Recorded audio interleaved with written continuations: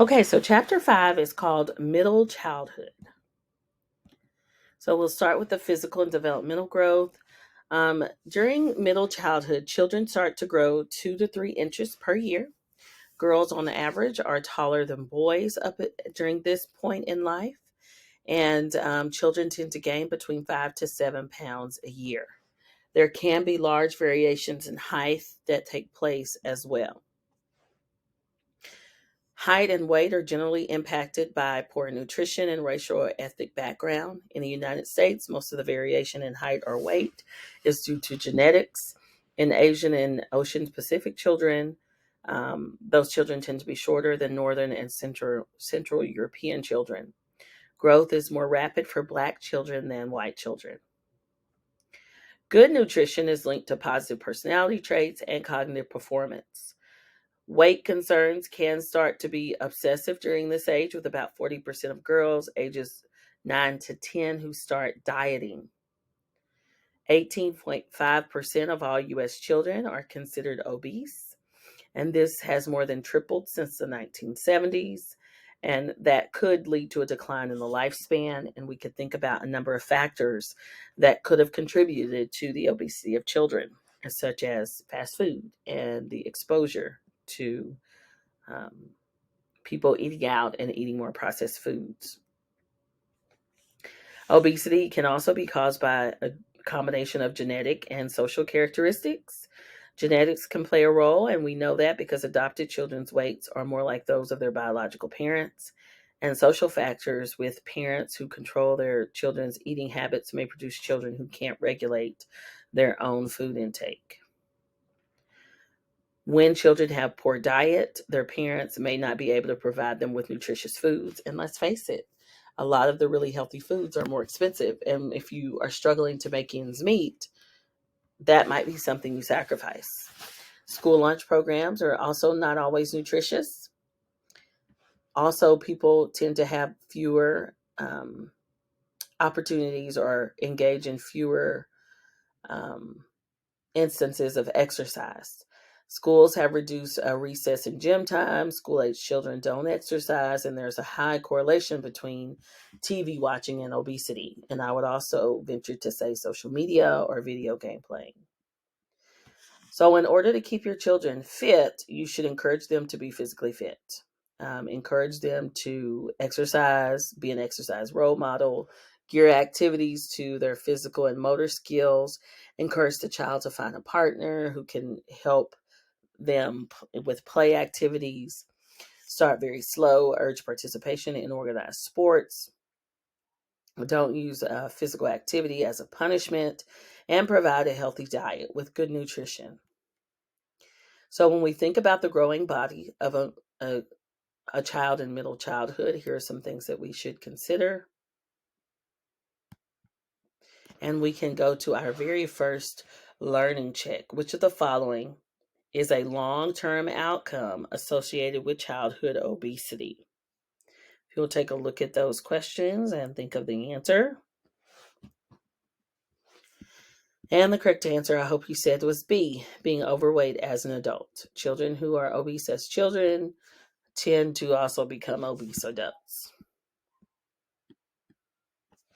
When it comes to gross and fine motor skills, during middle childhood, children develop substantially.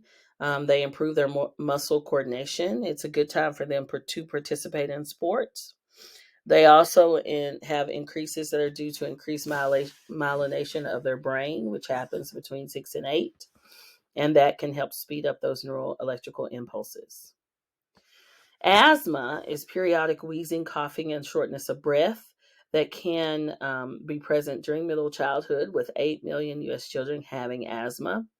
More than 150 million children have it worldwide.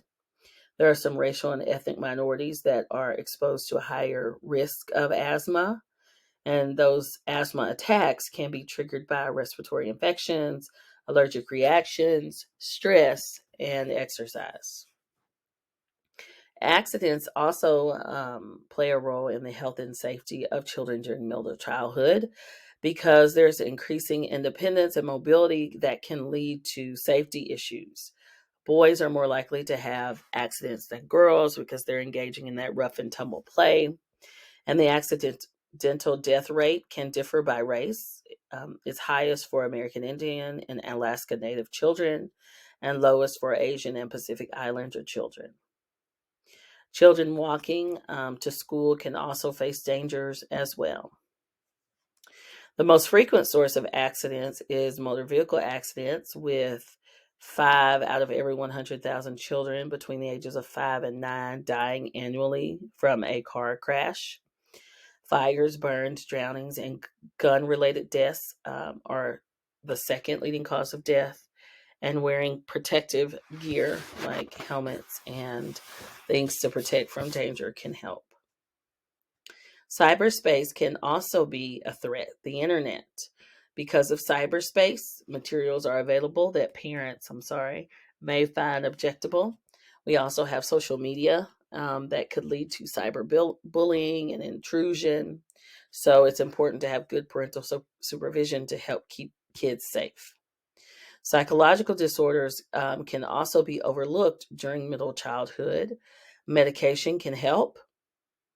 Approximately 5% of school-age children suffer from some type of psychological disorder, and that is a $250 billion industry on an annual basis. There needs to be more research in the long-term safety of antidepressants. It can increase the risk of suicide if children are depressed and it's overlooked, and childhood illness may lead to risk for future disorders. And here's a review of the things we talked about regarding motor development and safety. And let's go ahead and do another learning check. One explanation for the advances in fine motor skills during middle school involves the increase in the amount of blank in the brain. It'll take a few moments. Hopefully you realize the correct answer is A, myelin. Here's a second question.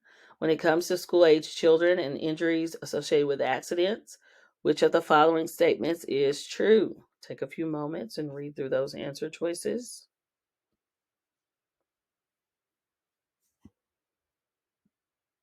And the correct answer is D.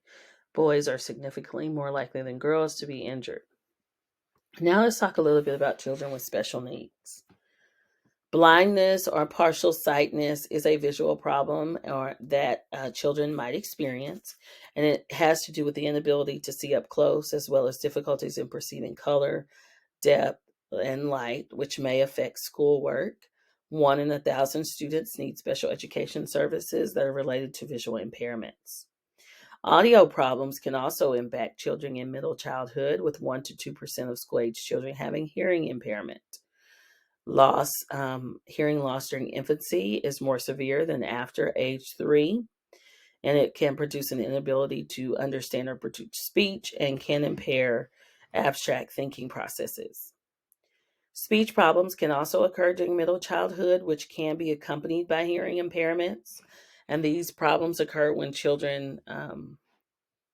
when the child's speech calls attention to that child, when it interferes with their ability to communicate, and it produces maladjustments in the children. About 5% of school-age children have speech impairment, and stuttering is a common form. A learning disability occurs when a person has a discrepancy between their learning achievement and their capacity to learn. Learning disabilities can be found in the areas of listening, speaking, reading, writing, reasoning, and mathematical abilities. Dyslexia is one disorder that is a learning disability, which results in the reversal of letters during reading and writing, difficulties in spelling, and confusion between left and right. Hyperactivity disorder is another disorder that's common during middle childhood, which occurs between 3 and 5% of school-age children. The most common signs of ADHD are persistent difficulty finishing tasks, following instructions, and organizing work, fidgeting, squirming, and having an inability to watch an entire television program, having frequent interruption of others or excessive talking, having a tendency to jump into a task before hearing all instructions, and having difficulty in waiting or remaining seated. And research has also told us that boys are more likely to have ADHD than girls. There is not a specific test that can help us diagnose ADHD, and the causes of this disorder are unclear, but many research finds that it's related to neural development. It's often treated with stimulant drugs such as Ritalin or Dextradrin, which increase attention span and compliance, although they do have some problematic side effects. Some studies indicate that these drugs don't help with academics at all. Others tend to go to behavioral therapy for ADHD, and some people believe that ADHD can be linked to diets. And diets that are high in fatty acids and food additives could contribute to the development of the disorder. So, here are a few things for you to review with students with special needs. And here's more of that. And we'll go ahead and do a check. Children with special needs, the most common speech impairment involves a substantial disruption in the rhythm and fluency of speech. Which answer choice is correct? And hopefully you said B, stuttering. Now let's talk about the intellectual and language development of children during middle childhood. According to Jean Piaget, when we think about cognitive development, we have to think about operational thinking during middle childhood from ages 7 to 12, which involves applying logical operations to concrete problems, being able to engage in conservation tasks, and applying multiple aspects of a situation. They can also attain reversibility and understand the relationship between time and speed, as well as concrete and physical reality. Piaget also said all of these things that, of course, people sometimes criticize. They said that Piaget was masterful at observation. His theories have had a big impact on education, but he's criticized for underestimating a child's abilities, and research suggests he is more right than wrong, and there are cultural differences in progressing through Piaget's stages.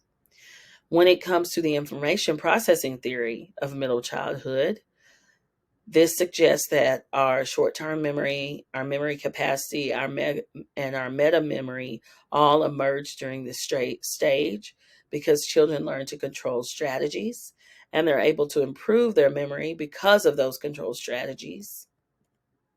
According to Vygotsky, he believed that classrooms are places where children should have opportunities to grow and to learn and to try out new things.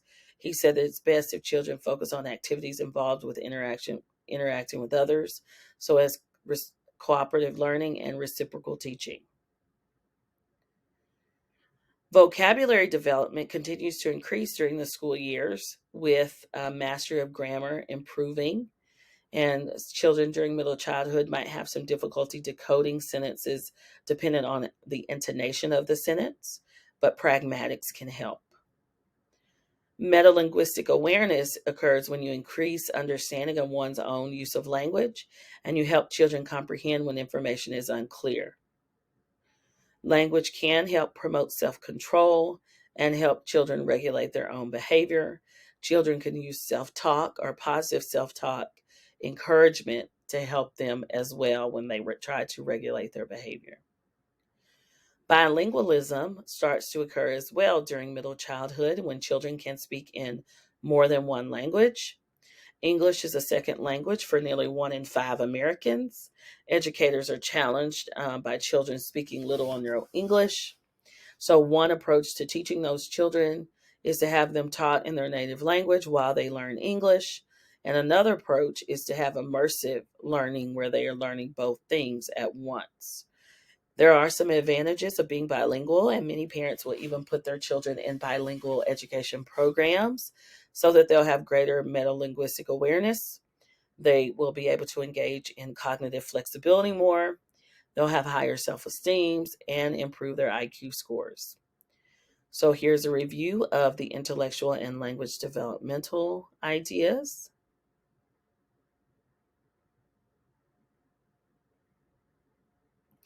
And here is the rest of that information.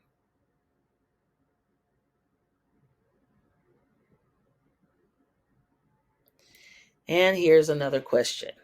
Vygotsky proposed that cognitive advances take place when children are exposed to information within their what?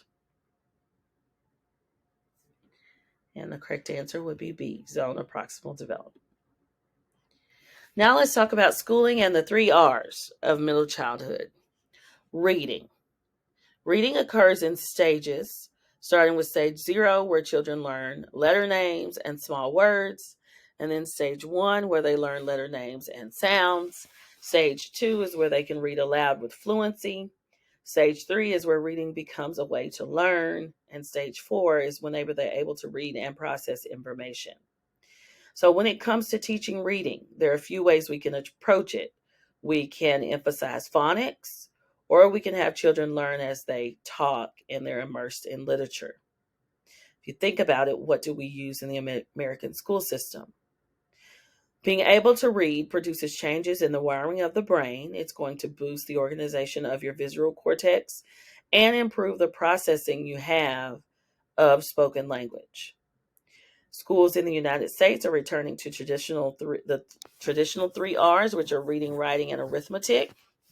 Elementary schools are stressing accountability with testing to assess student competence. And our demographics are shifting with the proportion of Hispanics doubling in the next 50 years, with educators being increasingly serious about multicultural concerns. So that begs the way of a cultural assimilation or a pluralistic society. Should children learn to assimilate and do things the way they've always been done, or should we embrace multiple ways of doing things? In order to foster bicultural identity, it's important for educators to recommend children to develop a bicultural identity and to maintain their original cultural identity while integrating it into the dominant culture. Culture, by definition, is a set of behaviors, beliefs, values, and expectations that are shared by a particular society. Sometimes you can have subcultural groups, which are racial, ethnic, religious, and socioeconomic and gender groups that exist within a culture. And recent goals are used to establish multicultural education to help minority students develop competence in their culture of the majority while maintaining an identity of the original culture. More than 160 million children do not receive a primary education. 100 million people only receive the level of our elementary schools around the world, and close to 1 billion individuals are illiterate around the world, which is a large number. Most of the people who are uneducated around the world are women, and the expectations of education are equal across genders in the United States. So we already talked about the 5 stages of reading, and here's a little bit for you to review. And here's another review. And here's a question. According to the blank approach to reading, reading should be taught by presenting the basic skills underlying reading. Examples include phonics and how letters and words are combined to make words. Which answer choice would be correct for this example? And hopefully you said C, code-based. Now let's talk about intelligence and determining individual strengths.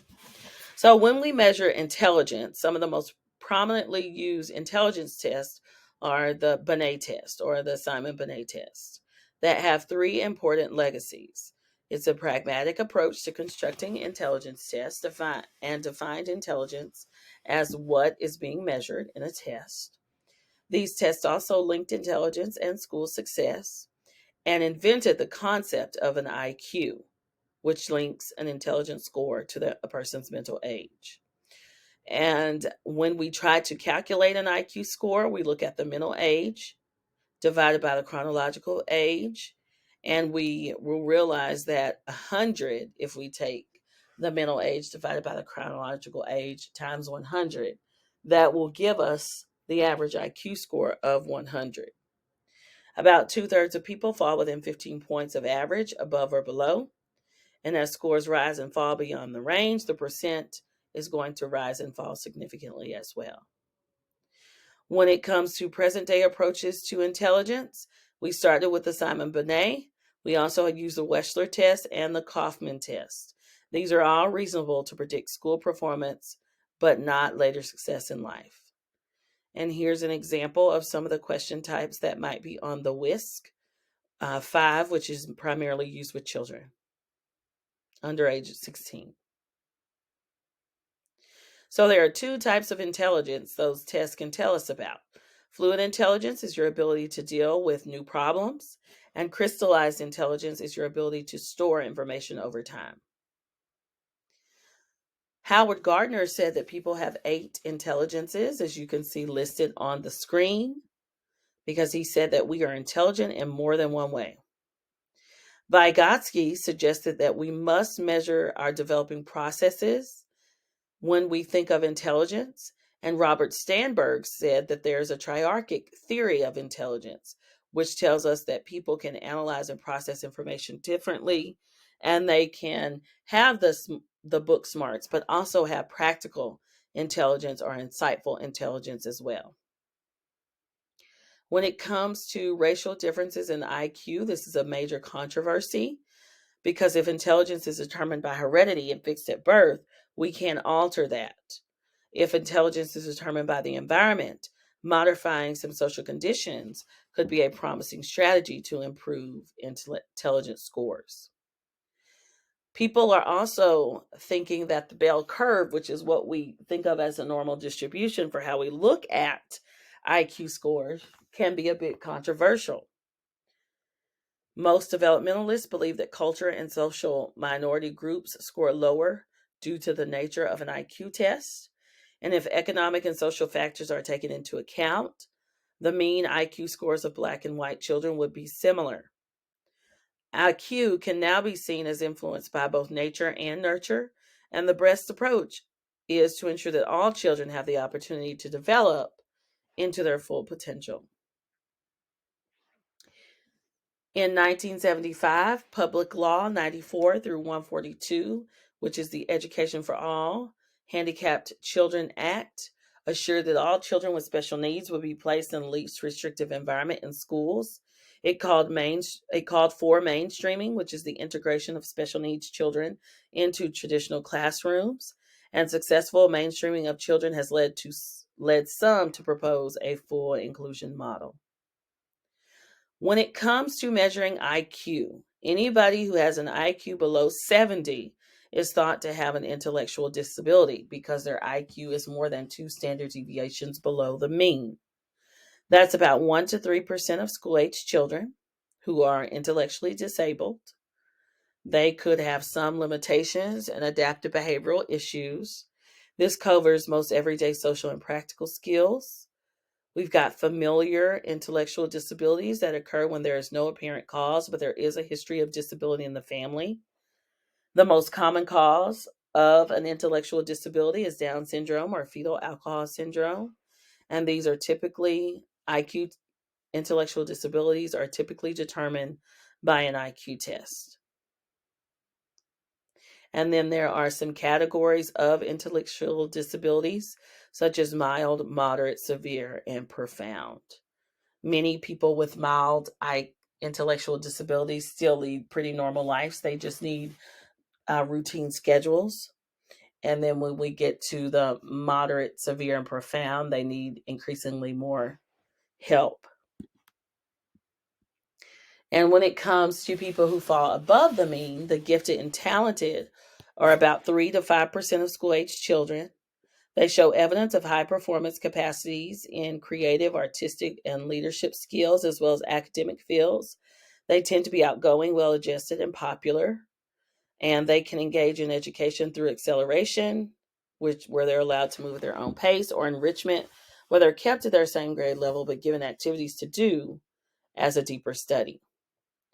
And here are some things we can review. regarding intelligence of children in middle childhood. And here are some other things to review. And let's go ahead and check ourselves. According to Robert Sternberg's triarchic theory of intelligence, the three aspects of information processing are what? And hopefully you said D. Here's another question. For children whose intelligence falls below the normal range, the recommendation from the Education for All Handicapped Children Act is that they be educated in what type of environment? And the answer would be C, the least restrictive environment. Now let's talk about how children in middle childhood develop a sense of self. So, when it comes to the psychosocial development of middle childhood, Erik Erikson calls this period industry versus inferiority, which occurs between the ages of 6 and 12 and is characterized by a focus on efforts to attain competence in meeting challenges and a sense of industry in middle childhood that's highly correlated with future success. During middle childhood, children begin to see themselves more in terms of psychological traits. They realize they're good at some things and not other things. Their self-concept becomes divided into personal and academic spheres. Self-esteem can be positive or negative. They can develop in important ways during middle childhood. Children can compare themselves to others and develop their own standards. There's also some change and stability when it comes to middle childhood and self-esteem. Most children's self-esteem increases during middle childhood. Children with low self-esteem may become enmeshed in the cycle of failure, and parents can break those cycles by promoting self-esteem using authoritative childbearing style. Minorities have lower self-esteem due to prejudice and discrimination. The self-esteem of Hispanics and African Americans increases by the end of middle childhood. Asian children tend to show a decrease during this time period of middle childhood. And according to the social identity theory, if a minority group does not accept the majority group's view of their group, their self-esteem will not suffer. Immigration has risen over the last 30 years, with 25% of U.S. children being from immigrant families, and they're the fastest growing segment of our population. Children in immigrant families tend to do well. Some have high socioeconomic status and well-educated families. Some are very highly motivated to succeed, and they often come from collectivist societies and view it as their duty to succeed and do well for their families. They also can face some challenges, such as a lack of good health insurance and having lower paying jobs. Parental English proficiency tends to be very low, and they tend to have higher rates of obesity in adolescence. Lawrence Kohlberg says that there are 3 different stages of morality children might go through during middle childhood, and that would be the pre-conventional stage, the conventional stage, and the post-conventional stage. Kohlberg proposed that people move through those stages in a fixed order. They're unable to reach the high stage until adolescence because of their limited cognitive abilities. And not everyone is presumed to reach the highest stage at all, so that post-conventional reasoning can be considered extremely rare. Many people have assessed the effectiveness of Kohlberg's theory. There's a good amount of moral judgment, but not adequate. It's not adequate at predicting behavior. The theory does not generalize to non-Western cultures. And Terrell believes that Kohlberg did not distinguish between social conventional reasoning and other reasoning, and he proposed that there's a moral domain theory where children distinguish between social norms and morality. Many people might also criticize Kohlberg's data because it's based on males and does not adequately describe female moral behavior.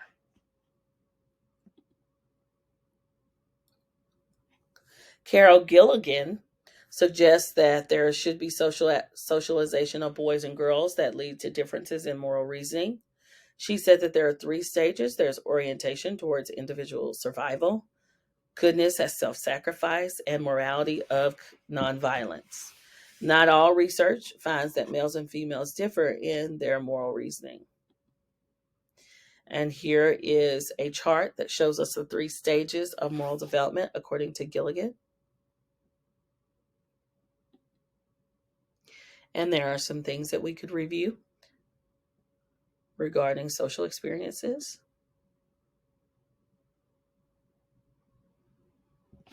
And let's go ahead and do another reading check.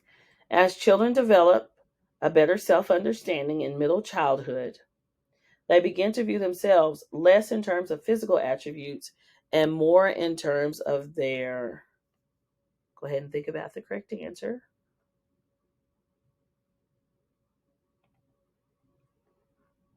And hopefully you realize the correct answer is B, psychological traits.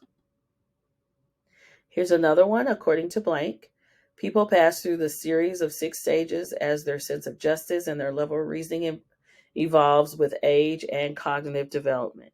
So who had 6 stages of morality that people go through? And hopefully you pick the answer as C, Kohlberg. Now let's talk about relationship and friendship building during middle childhood. Friendships influence a child's development. They provide information about the world and other people, emotional support, how to manage and control emotions, how to communicate with others, intellectual growth, and practicing relationship skills. However, friends' influence does not become greater than the influence of family and parents. Damon proposed a child's concept of friendship passes through 3 stages. From ages 4 to 7, children see friends as like themselves, friends as people who share toys and activities with them, and children do not take into account personal traits. Then, during stage 2, they start to base their friendships on trust, and that's about ages 8 to 10. Children begin to take others' personal qualities and traits into consideration. They're viewed in terms of rewards they provide, and friendships are based on mutual trust. And then stage 3 is based on psychological closeness from about 11 to 15. And that's when friendships become based on intimacy and loyalty and a psychological closeness and mutual disclosure and exclusivity. Some children become more popular than others. So friendships show clear hierarchies in terms of status. High status children have greater access to resources such as games, toys, books, and information. Lower status children tend to follow the lead of higher status children. Higher status children form friendships with other high status children, while low status children likely befriend children of their own lower status. High status children tend to form cliques and play with more children than low status children play with. Low status children play with younger kids or less popular kids. And popularity is a reflection of status. Other things can lead to popularity as well, such as social competence, being helpful, cooperative, having a good sense of humor, being emotionally understanding of others, and being able to adapt to new situations. Sometimes children can also problem solve and proceed through various steps of information processing. So they can identify social cues, interpret those cues, determine possible responses, evaluate those responses, and then choose an appropriate response. If we teach social competence, that will help allow adults to intervene and build on their child's weaknesses and help them learn more social skills. Here are some ideas for how we can increase social competence in children. We can increase opportunities for social interaction. We can teach listening skills, make children aware that people display emotions and moods nonverbally. We can teach conversational skills and not ask children to choose teams or groups publicly. Bullying can also be a big deal when it comes to friendships. The National Association of School Psychologists estimate that 160,000 children stay home every day for fear of being bullied. Others encounter bullying on the internet, which can be much more public and anonymous. Victims of bullies share characteristics. They're typically loners, they cry easily, and they lack social skills. 90% of middle school students report being bullied at some point in their schooling. About 15% of students are bullies. They often come from abusive homes, they prefer violent television, they misbehave more. When caught, they lie and show little remorse. They're more likely to break laws as adults, and training and enlisting students to intervene when they see bullying can be helpful for decreasing incidents of it. During middle childhood, friendships can also become sex segregated. Nearly all societies, boys prefer a larger network of friends.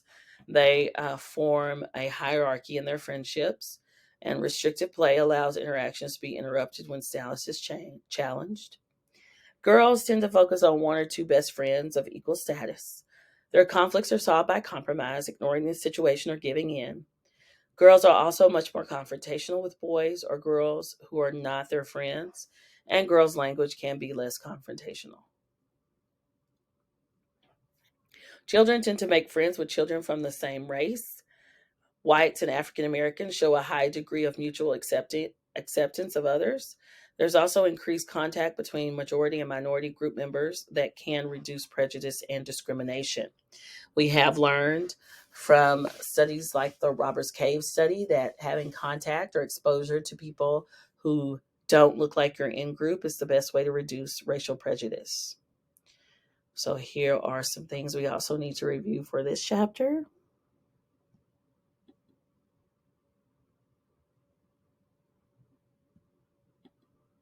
And here's another question to check ourselves. Blank is the evaluation of the role or a person by other relevant members of the group and is usually discussed in reference to children and their peer group. And hopefully you chose the answer of D, status. Let's talk about family life in middle childhood. Middle childhood is a time when children are controlled by their parents' moves, and when they're being controlled by their parents, that moves to children being in control of themselves. So they have to engage in co-regulation. That's the period when parents and children jointly control their behavior. Children spend less time with their parents during middle childhood, but parents remain major influences for advice, assistance, and direction. Siblings can provide great influences and support and companionship and a sense of security. There could be some strife that occurs through sibling rivalry, which is most intense when children are close in age and the same gender. Cultural differences can also be linked to sibling experiences. Only children who are not spoiled and self centered but have higher self esteem and stronger motivations usually come from households where they're the only child. Almost 31% of U.S. children under 18 live with only one parent. Those numbers are higher for minorities, with 66% of African American children living in single parent households, while 40% of Hispanic children live in single parent households. Sometimes households can also be multi-generational, with people from different generations living there, such as grandparents and great grandparents, and that prevalence is higher among African Americans than Caucasians. Many families also are blended, and they involve couples who have remarried and have at least one child or a stepchild, and that can lead to role ambiguity, with school-age children adjusting relatively smoothly. The financial status of the family can improve, people can share chores, and there can be more opportunities for social interaction and attention. But not all children are well adjusted, especially if the new relationship is threatening. Families of gay, lesbian, and transgender parents, there's a growing number of children who have two mothers or two fathers, and the children of lesbian and gay parents have similar relationships with their parents and their peers as children of heterosexual parents. There is little difference that exists between children being raised in a heterosexual family and those in a gay or lesbian family. African American families have a strong sense of family, while Hispanic families stress family as well as community and religious organizations. Asian fathers are more apt to be powerful family figures who provide discipline. Self-care for children who stay home alone until parents return from work is very important. When children learn to do that, they tend to adjust quite well. When it comes to divorce, only half of American children have intact homes. Many school age children blame themselves for their parents' divorce. Most children will live with their mother and their relationship as the relationship declines. And children and parents may show anxiety, depression, sleep disturbances, and phobias up to 2 years later. Many children also return to their pre divorce psychological adjustment after 2 years have passed. Children from divorced families are twice as many children that exist who require counseling. Divorce can also lead to a decline in standard of living because there's less access to resources. And living in a home with chronic conflict can have more negative consequences than actually getting a divorce. Being economically disadvantaged can also provide hardships for families. They might live in unsafe neighborhoods, have higher rates of violence, and inferior schools. Orphanages are oftentimes being replaced